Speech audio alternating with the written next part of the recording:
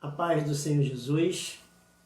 Eu venho aqui deixar em Colossenses capítulo 1, verso 1, que diz o seguinte: Paulo, apóstolo de Jesus Cristo, pela vontade de Deus, e o irmão Timóteo, aos santos e irmãos fiéis em Cristo, que estão em Colosso, graça a vós e a paz da parte de Deus nosso Pai e do Senhor Jesus Cristo.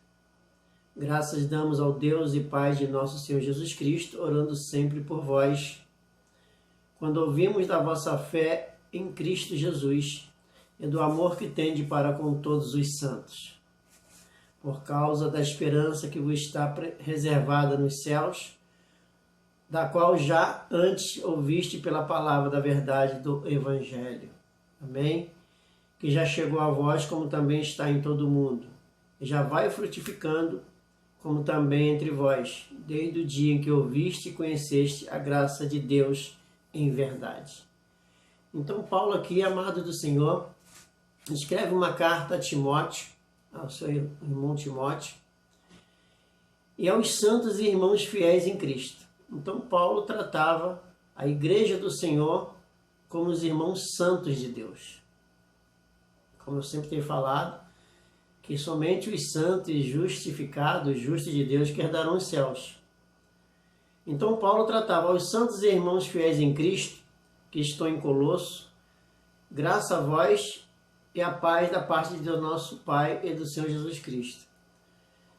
Graças damos ao Deus e Pai de nosso Senhor Jesus Cristo, orando sempre por vós, orando para os santos.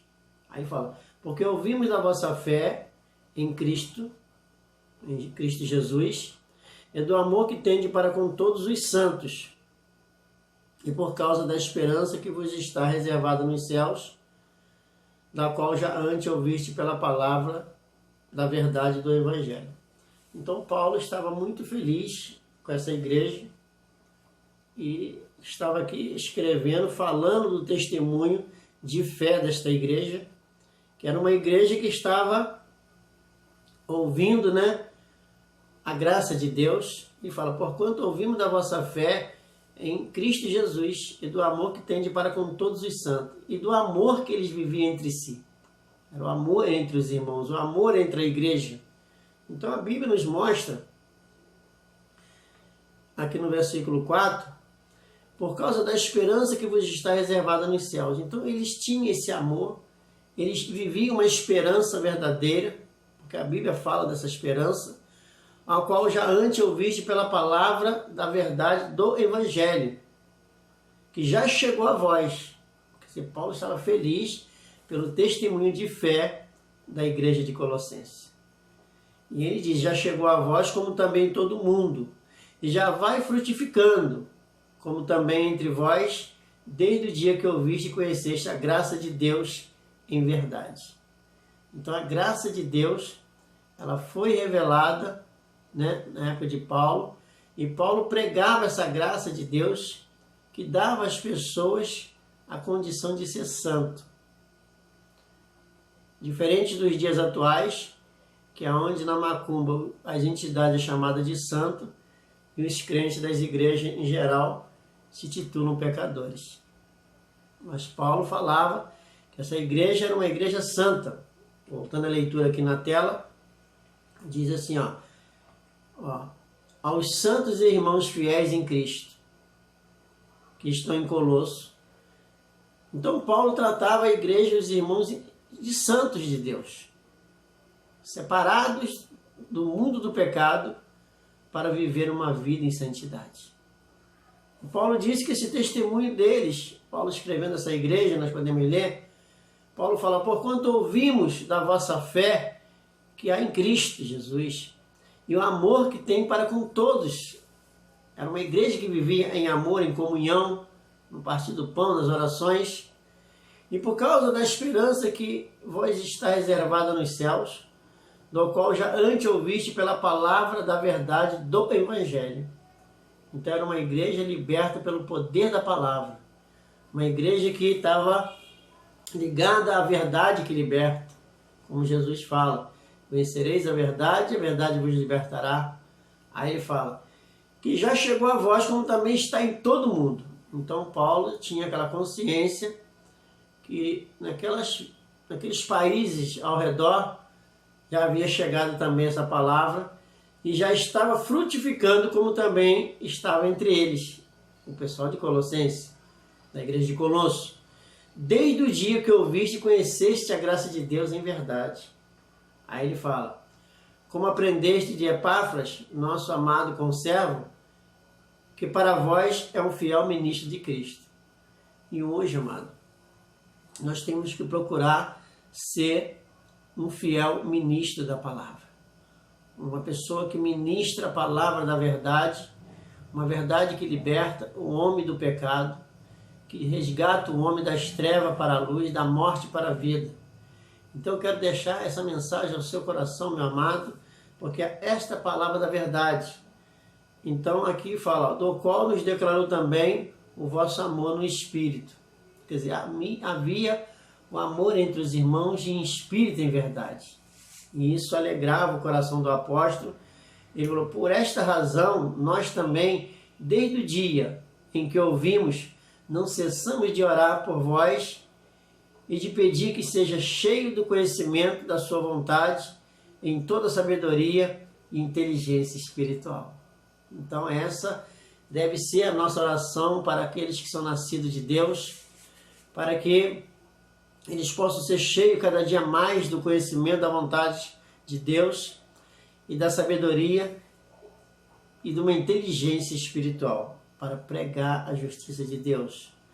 Olha, fala, para que possa andar dignamente diante do Senhor, agradando-lhe em tudo, frutificando em toda boa obra e crescendo no conhecimento de Deus. Então, esse seria o propósito de nossa oração, intercessão, para que as pessoas possam alcançar a sabedoria de Deus, o poder, o conhecimento de Deus, frutificar em toda boa obra, crescendo no conhecimento de Deus. Então, em todas as cartas, Paulo sempre orava, pedia para que Deus pudesse abrir o entendimento do povo, da sabedoria, visão espiritual, para que esta igreja pudesse ser uma igreja fundada na verdade.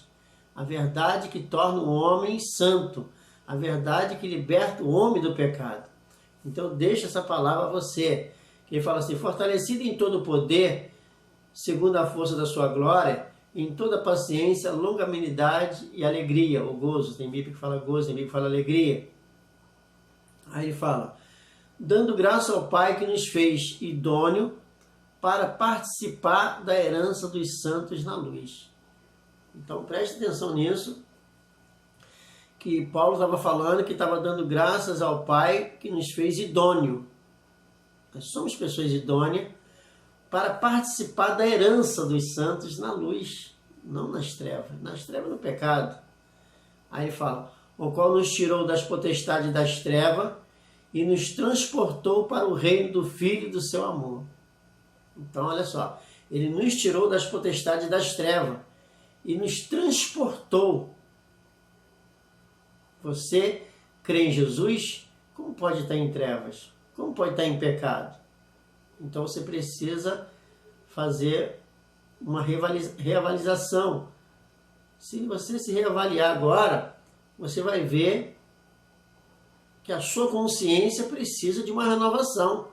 Por isso que Paulo diz lá em 1 Coríntios, buscai uma renovação de entendimento para que possa experimentar qual é a vontade de Deus. A vontade é a perfeita vontade de Deus. Romanos 12. Não vos conformando com este mundo, mas buscando uma renovação de entendimento. E ele disse, em quem temos a redenção pelo seu sangue, a saber, a remissão dos pecados. Então Paulo fala que nós temos a redenção pelo sangue, a saber, o perdão dos pecados. Isso quer dizer que dívida paga. Porque Jesus havia tirado o pecado no batismo e foi lá e nos deu totalmente o perdão da dívida. Ele pagou a dívida em nosso lugar, derramando o seu sangue que nos purifica de todo pecado. Então Paulo tinha essa consciência e falou, qual é a imagem do Deus invisível, primogênito de toda a criação, porque nele foram criadas todas as coisas que há nos céus e na terra, visíveis e invisíveis, seja trono, seja dominações, seja principado, seja potestade, tudo foi criado por ele e para ele.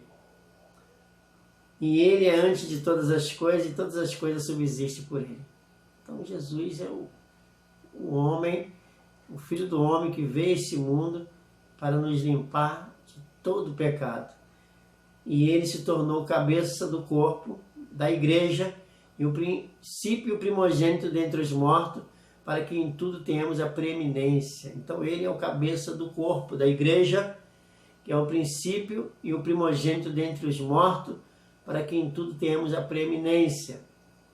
Aí ele diz, porque foi do agrado do Pai que toda a plenitude nele habitasse, em que havendo por ele feito a paz pelo sangue na cruz, por meio dele reconciliasse consigo mesmo todas as coisas, tanto as que estão na terra, quanto as que estão no céu. Então Jesus veio a esse mundo para cumprir uma ordenança do Pai. E ele derramou seu sangue para mostrar que o sacrifício da nova aliança, ele é muito superior ao da antiga aliança. Então nos mostra aqui que ele foi feito a paz, olha bem, havendo por ele feito a paz pelo sangue na cruz, por meio dele reconciliar-se consigo mesmo todas as coisas. Quer dizer, o sangue foi derramado para nos reconciliar em todas as áreas da nossa vida. E vós também, que noutro tempo era estranho e inimigo no entendimento, pelas vossas obras má, mas agora com tudo ele vos reconciliou. Então você foi reconciliado, você é um escolhido de Deus. Então eu quero deixar essa breve mensagem para abençoar a sua vida e para a sua meditação, em nome de Jesus.